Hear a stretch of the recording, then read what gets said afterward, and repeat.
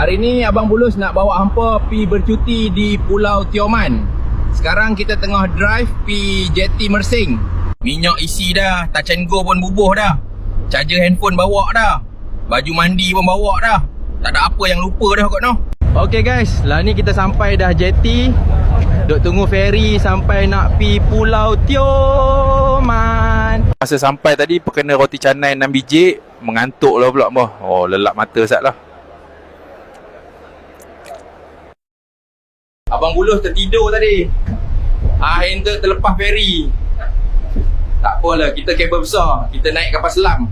Dalam kapal selam ni bising. Tumpang depa nak ke Pulau Tioman. Harap-harap selamat sampailah. 2 minggu kemudian. 2 minggu dah duduk dalam kapal selam ni. Aduh, bila nak sampai ni?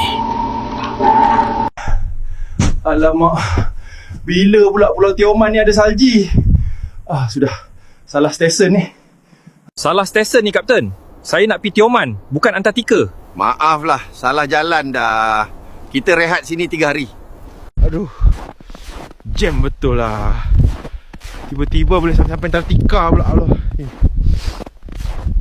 Aduh, jam betul lah. Tiba-tiba boleh sampai Antartika pula ya.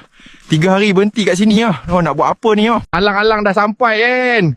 Layan enjoy je lah kat Antartika ni. Oh, bukan selalu boleh sampai sini ya.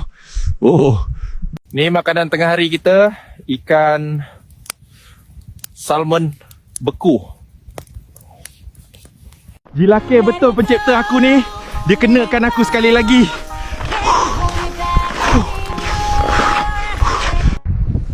Sejuk nak mampus. Jadi gorila beku aku kalau macam ni. Kalau nak tengok part tu, kena follow, like, komen dan share dululah. Cukup 100,000 view baru ada part 2.